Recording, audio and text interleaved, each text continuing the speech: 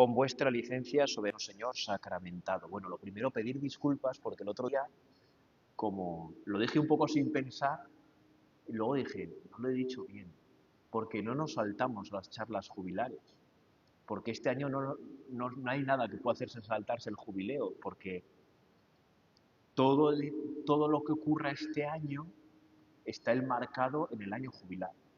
Todo. No hay nada que no sea jubiloso en este año, ¿verdad? Entonces, bueno, remendar ese pequeño entuerto. Y qué hermoso, ¿verdad?, poder empezar esta charla rezando Padre Nuestro, que es la oración que rezamos todos los cristianos unidos, de todas las confesiones. Y como la unidad cristiana pasa, es su origen, su camino, su fin, a través de Cristo, qué hermoso tener oraciones que todas las confesiones, quería decir, las podamos rezar al unísono. Qué hermoso poder rezar, por supuesto, con otro católico, pero con un luterano, con un protestante de cualquier designación, con un anglicano, con un ortodoxo. Rezar unidos, qué importante. Dirigirnos a Dios unidos. Y en este sentido, pues también tenemos en común con todos, más o menos, la Biblia, ¿verdad? Más o menos porque diversas confesiones pues, han suprimido algunos libros, han suprimido algunos versículos, pero bueno, en un porcentaje altísimo, la Biblia es la misma para todos. Y por eso comenzamos con este pasaje del Evangelio según San Juan. Cuando Jesús llegó, Lázaro llevaba ya 4 días enterrado. Betania distaba poco de Jerusalén, unos 15 estadios, y muchos judíos habían ido a ver a Marta y a María para darles el pésame por su hermano. Cuando Marta se enteró de que llegaba Jesús, salió a su encuentro, mientras María se quedó en casa. Y dijo Marta a Jesús: Señor, si hubieras estado aquí, no habría muerto mi hermano. Pero aún ahora sé que todo lo que pidas a Dios, Dios te lo concederá. Jesús le dijo: Tu hermano resucitará.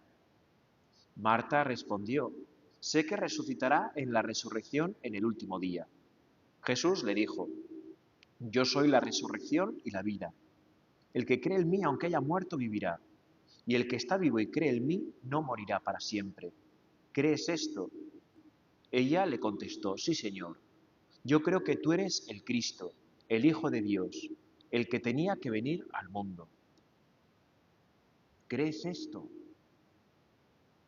Este es el lema tan sencillo, solo 2 palabras, de la Semana de Oración de los Cristianos de este año 2025. ¿Crees esto? Bueno, en el contexto de este año jubilar 2025, año jubilar de la esperanza,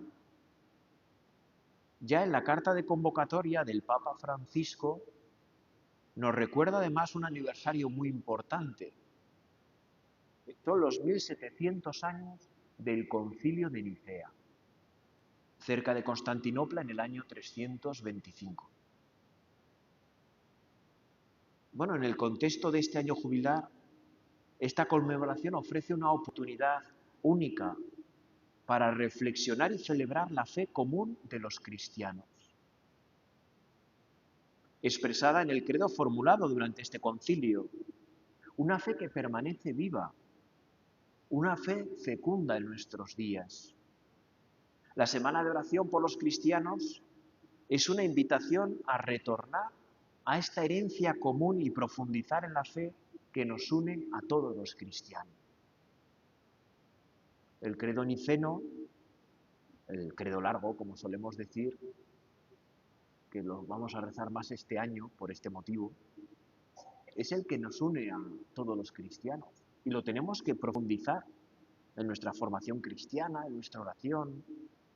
Qué importante en nuestros ratos de oración rezar con el credo,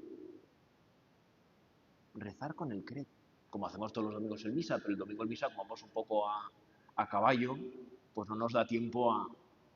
Pero qué importante, pues en nuestra oración, a veces, ¿verdad?, pues coger el catecismo de la Iglesia e ir desmenuzando el credo y viendo cada artículo para poder dar ese sentimiento mayor en nuestro corazón, en nuestra inteligencia, en todo lo que somos.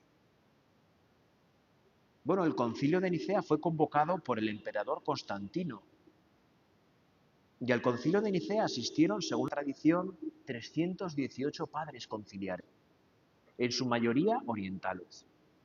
La Iglesia, recién salida de la clandestinidad y la persecución, empezaba a experimentar lo difícil que era compartir una misma fe en los diferentes contextos culturales y políticos de la época.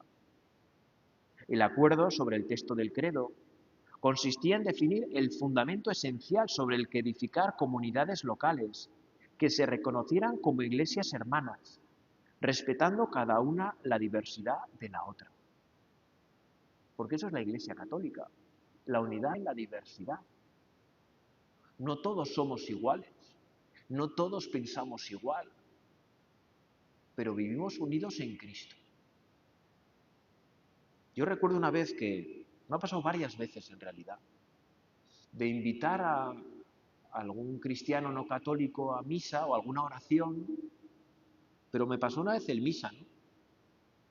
Y preguntarme, era un día solemne, no, ahora no me acuerdo si era domingo, pero era un día que se rezaba el credo en misa. Y me preguntó, ¿va a rezar el credo? Era un ortodoxo. Y le digo, claro, claro. Me dice, ¿cuál? Pues el niceno-constantinopolitano, porque yo ya sabía por dónde iban los tiros. Me dice, bueno, entonces sí, puedo estar, puedo quedarme, porque esa fe nos une a todos. Eso es hermoso, tener esa formación. Si a nosotros nos preguntan, ¿en qué crees? La mejor respuesta que podemos dar es dar el credo. Esta es mi fe. Esto es lo que mueve toda mi vida. Esto es lo que alegra mi corazón. Esto es lo que me permite vivir de otra manera mi vida cotidiana, mi vida diaria y, por supuesto, más aún las grandes fiestas. Bueno, en las décadas anteriores al Concilio de Nicea, al 325, habían surgido desacuerdos entre los cristianos, que a veces degeneraron en graves conflictos. Estas disputas versaban sobre asuntos tan diversos como la naturaleza de Cristo y su relación con el Padre, la Santísima Trinidad. La cuestión de una fecha común para celebrar la Pascua y su conexión con la Pascua judía. La oposición a opiniones teológicas consideradas heréticas por unos o por otros. Y cómo reintegrar a los creyentes que habían abandonado la fe durante las persecuciones de años anteriores. No son temas baladí, no son temas sin importancia, son temas centrales a nuestra vida. ¿Quién es Jesús? ¿Quién es Jesús? ¿Cómo entendemos a Jesús? ¿Cómo expresamos a Jesús? ¿Cómo nos relacionamos? El texto del credo aprobado utilizaba la primera persona del plural, creemos. Esta forma ponía el énfasis en expresar una pertenencia común. El credo se dividía en tres partes, dedicadas a las tres personas de la Trinidad, seguidas de una conclusión que condenaba las afirmaciones consideradas heréticas.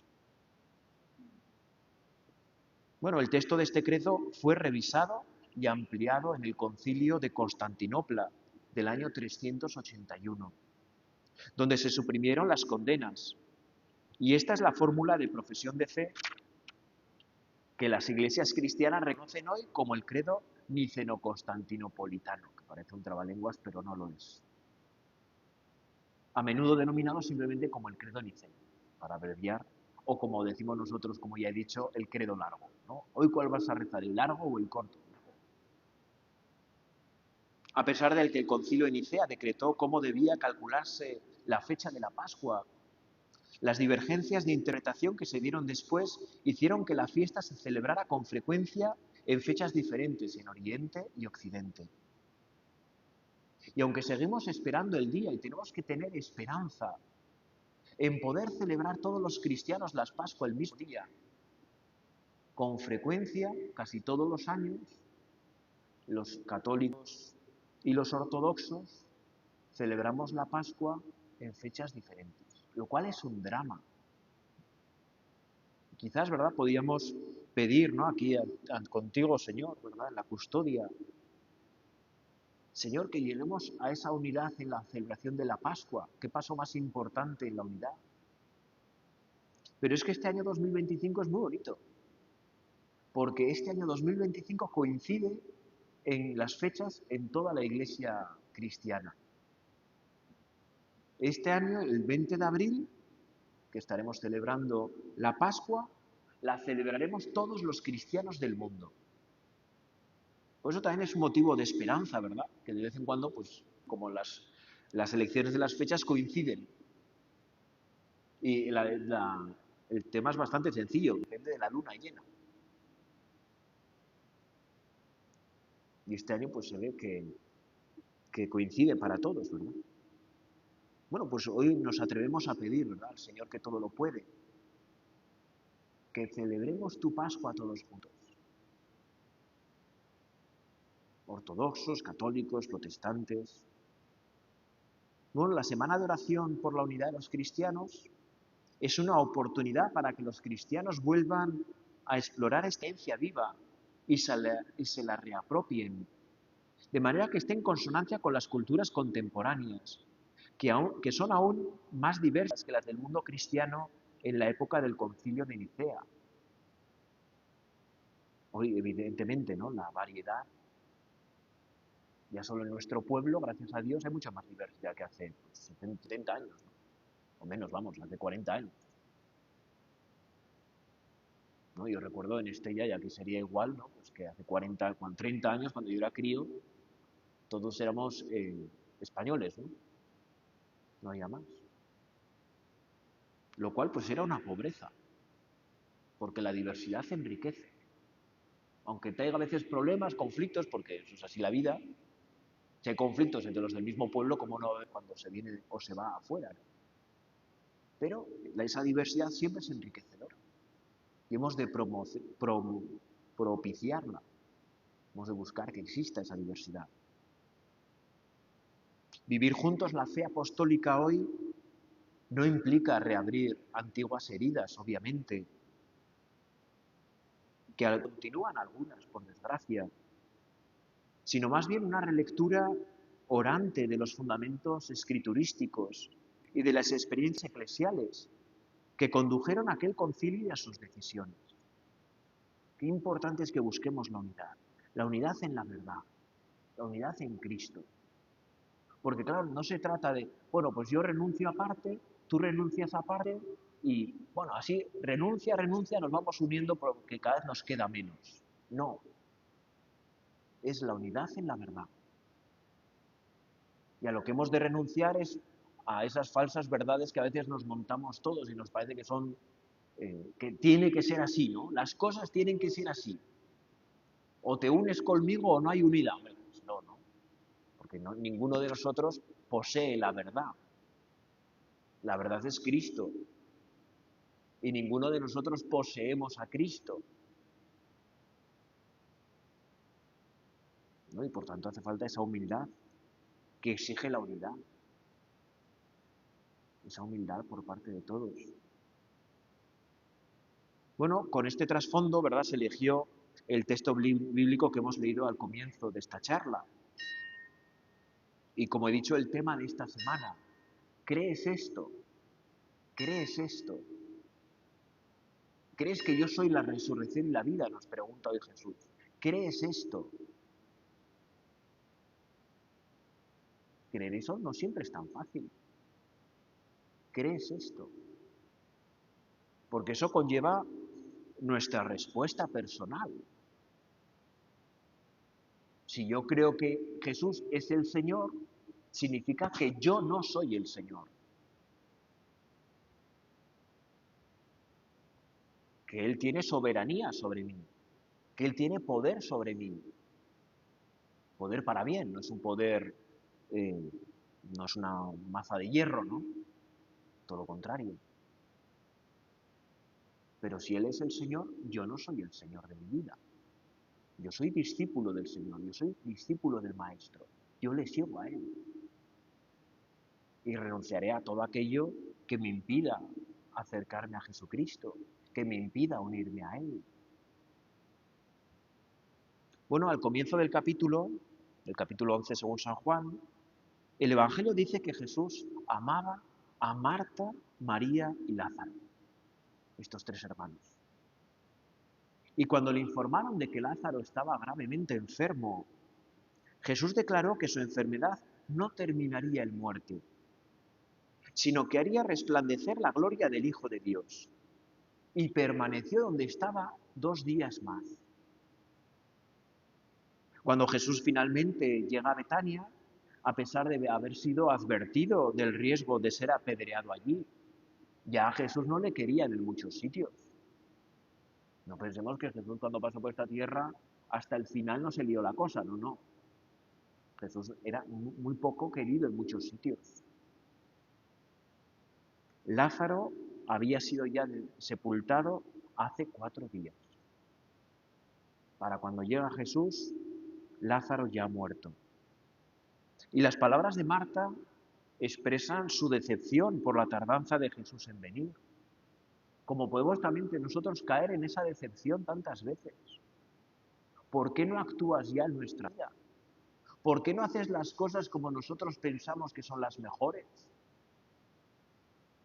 Eso es actuar como señores de Jesús, no como discípulos del Señor. Pero bueno, nos puede pasar, ¿verdad? Porque somos limitados. Y esa decepción se nota en esa muestra de reproche, ¿no? Ante Jesús de Marta.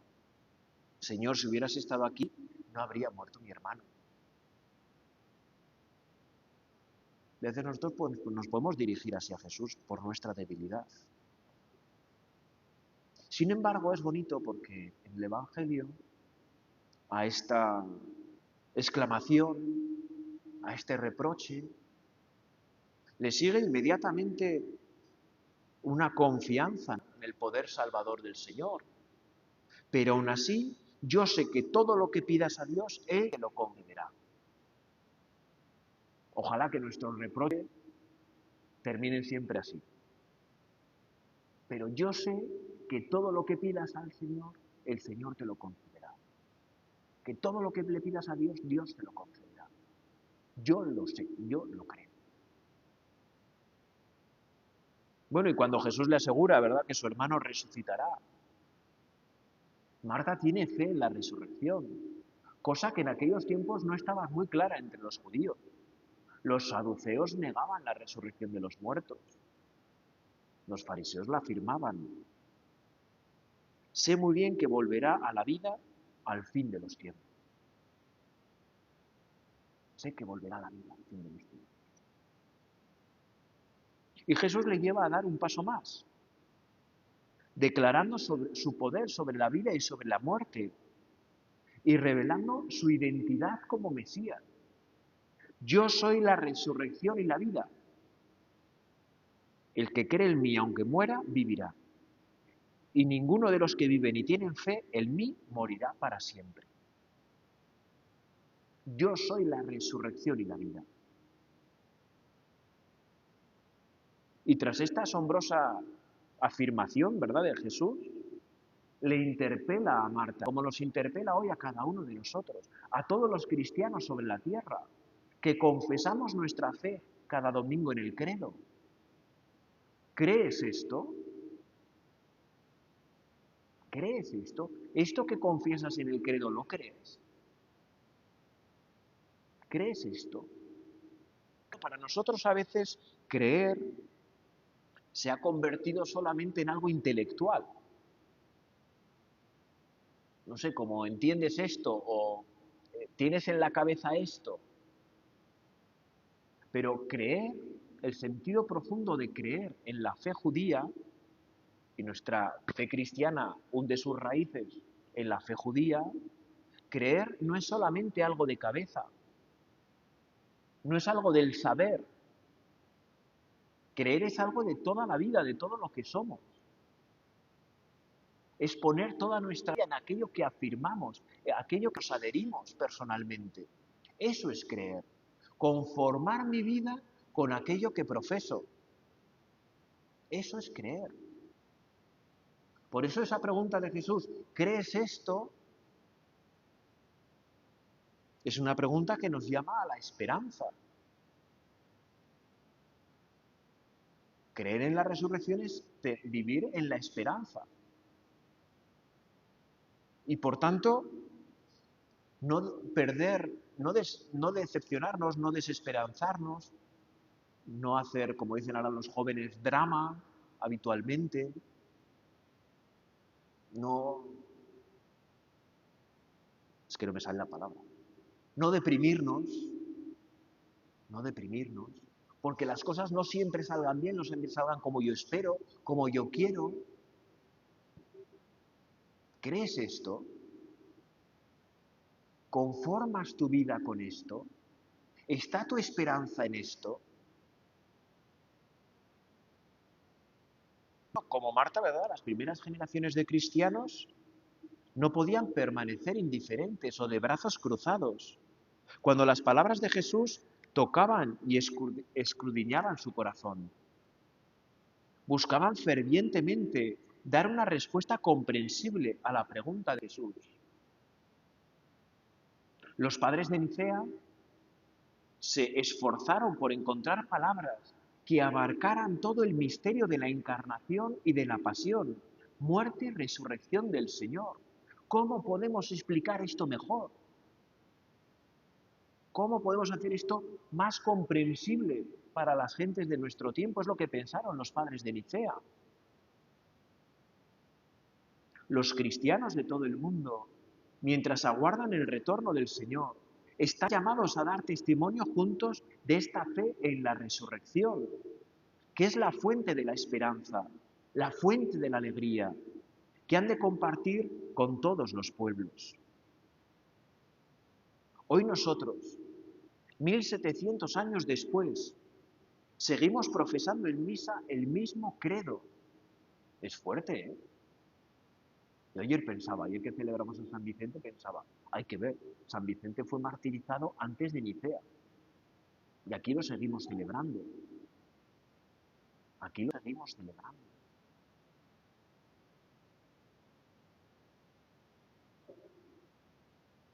Seguimos profesando en misa el mismo credo. 1700 años. Y como ya he dicho, ¿verdad? Por eso estos domingos, en este año jubilar, rezaremos más el credo largo, el credo niceno-constantinopolitano, para que sea motivo de esperanza en nuestra vida, en nuestro corazón. En esto creemos, en el que es luz de luz, luz de luz. Nuestra esperanza no llega de nosotros mismos. Nosotros no nos podemos dar esperanza a nosotros mismos. La esperanza llega de fuera. La esperanza llega del amor de Cristo por nosotros, que es algo que no nos puede dejar de impresionar nunca. No nos puede dejar de impresionar nunca. Pensar, Cristo me ama. Cristo está por mí en la Eucaristía, en el Santísimo Sacramento. Estoy delante de Cristo vivo, resucitado, activo. Y está ahí por amor a mí, porque Él no necesita estar ahí para sí mismo. En la Eucaristía, en los sacramentos, en la Iglesia, en nuestra oración, está por nosotros. Es que es impresionante. Por eso qué importante profundizar en nuestra fe, conocerla cada vez mejor, confesarla con más sentido, con más fuerza. Y esto nos ayudará sin duda alguna a mejorar nuestra relación con Dios, Padre, Hijo, Espíritu Santo, a mejorar nuestra relación en la Iglesia, a mejorar nuestra relación con aquellos que no creen, que no están bautizados, a ver esa necesidad que tienen de la fe, de los sacramentos. Es la fe la que nos lleva a amar como Cristo nos ha amado. Amaos unos a otros como yo os he amado. El fundamento de toda nuestra vida no está en nosotros mismos. A mí una vez me dijeron, bueno, leí en un libro, me gustó mucho, es una cosa muy sencilla, pero el árbol, para poder vivir, necesita tener las raíces en tierra, no se da vida a sí mismo. Y es como muy tonto, o sea, sí, obviamente, ¿no? Es como, no nos has descubierto nada, obviamente. Tampoco estoy aquí para descubrir nada. Pero el árbol necesita echar las raíces en tierra para tener vida. Nosotros, para tener vida, necesitamos echar las raíces en Cristo, en Dios. Si no, nuestra vida desaparece. Bueno, como vimos en la última charla, la celebración del jubileo tiene sus raíces en la tradición veterotestamentaria, en el Antiguo Testamento, que instituyó por mandato divino un año santo cada 50 años, en el cual se producía la liberación de quienes estaban sometidos a servidumbre y la devolución de las tierras a sus legítimos dueños.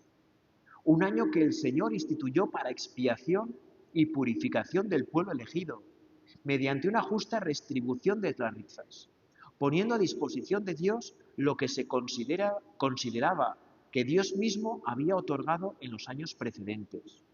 La institución jubilar pretendía subrayar que solo el Señor es el Dios de Israel. Solo el Señor es el Dios de Israel. La Iglesia se ha mantenido fiel a esta institución jubilar desde el año 1300, desde la perspectiva de la fe como liberación. Esa liberación que ha comenzado para nosotros en Jesucristo, en su resurrección, y que se consumará cuando Dios sea soberano de todos, como nos dice San Pablo. Con la celebración del octavario de esta semana por la unidad de los cristianos, en este jubileo, esperamos que la Iglesia sea sacramento, es decir, que se convierta en signo y medio de la unión íntima con Dios y de la unidad de todo el género humano. De este modo, tanto la propuesta del Antiguo Testamento del desprendimiento para compartir los bienes presentes como la exigencia evangélica de ponernos en camino con lo indispensable son dos actitudes que sin duda nos pueden ayudar a alcanzar la meta de la unidad ya lograda en y por Jesucristo, pero todavía en camino en la vida de los cristianos. Nos tenemos que liberar, nos tenemos que desprender. Es esa hipoteca social de la que hablaba San Juan Pablo II del siglo pasado. Lo que yo tengo de más, otro tiene de menos. Y es de justicia compartirlo, porque no es mío en propiedad, es de otro que lo necesita. Nicea representa una invitación a todas las iglesias y comunidades eclesiales a seguir avanzando en el camino hacia la unidad visible, a no cansarse de buscar formas adecuadas para corresponder plenamente a la oración de Jesús. Que todos sean uno como tú, Padre, que las iglesias cristianas, que estás en mí y yo en ti, que también ellos sean uno en nosotros, para que el mundo crea que tú me enviaste. ¿Por qué es tan importante que recemos por la unidad de todos los cristianos? Porque es la condición para que el mundo crea. Porque somos imagen de la Santísima Trinidad, que es unidad perfecta. Bueno, pues vamos a pedirle, ¿verdad?, Santa María, a nuestra Madre del Cielo, que ella nos ayude, ¿verdad?, a vivir en esta unidad, en estos deseos grandes de unidad. A ver la diversidad como algo bueno, como algo querido por Dios, como algo necesario en nuestra vida, algo que nos enriquece y que nos ayude a vivir en la verdad que es Cristo, esa verdad que confesamos cada domingo en el credo.